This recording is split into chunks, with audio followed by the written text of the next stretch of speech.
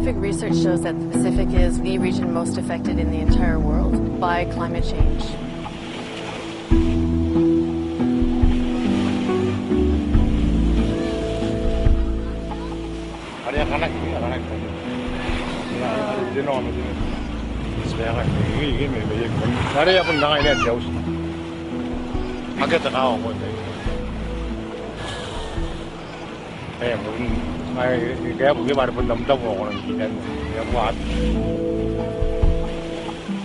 In the case of Kiribati, one of the biggest threats is sea level rise.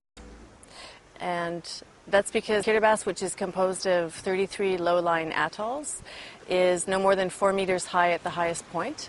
And in Kiribati, we can say that 100% of the population lives within 1 kilometer of the coast.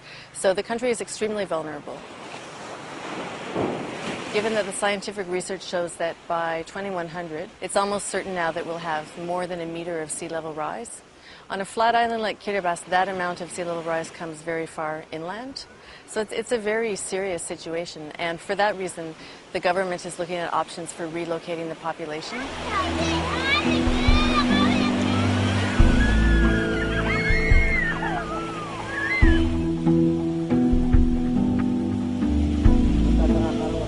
When I came here in 2002, this place now has been completely changed. Now, as you can see, it's like a swamp, right? How many more years time, and then it will be completely nobody live in this village.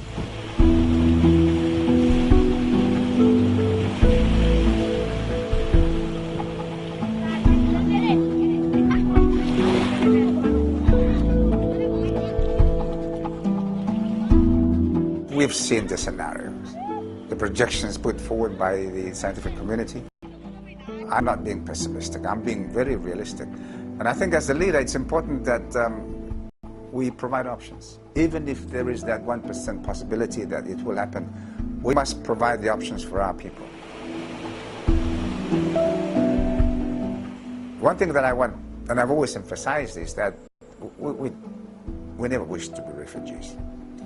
And we would be refugees if we don't do anything now, because a refugee is a response to an unexpected event, okay? But we know it's coming, so we should be acting accordingly, beginning from now. And then we would have our people, if they need to migrate with dignity, not as refugees.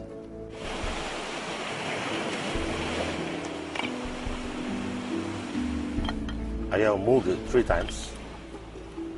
Every 3 years I move.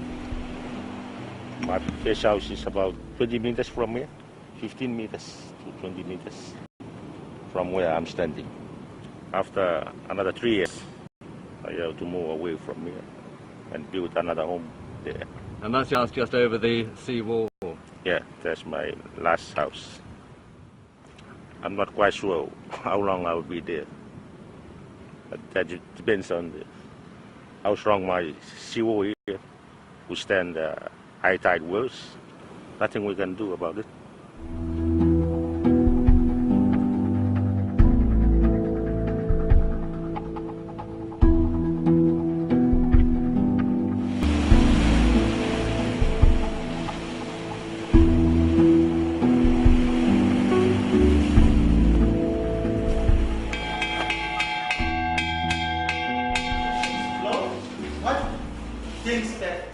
The younger people are beginning to understand, but the older ones, it's very, very hard for them because it's very attached to the land. You know, if you have a land, you have to stay and die there, and it's very hard to leave your islands.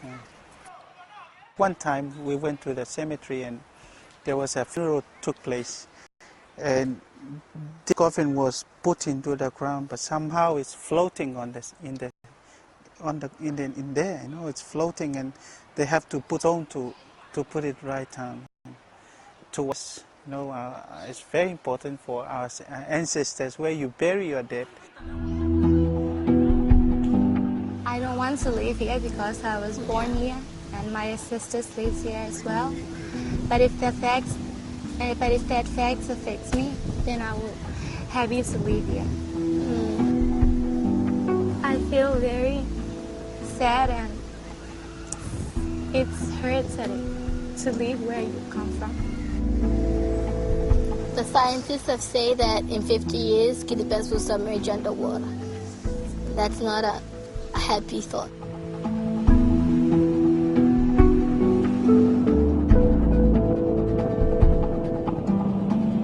Carbon trading will be of no consequence to us. So there has got to be some very special provisions for the victims, not the potential victims, the victims, because we are victims. And so there's got to be some very deep soul searching on the part of people to do something about it.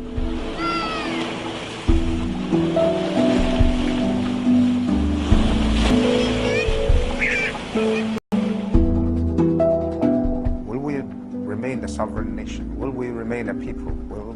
Will we be able to maintain the identity and the culture that we have? And my answer is yes. I will do everything in my power to be able to do so. But at what cost? And who is going to pay for it?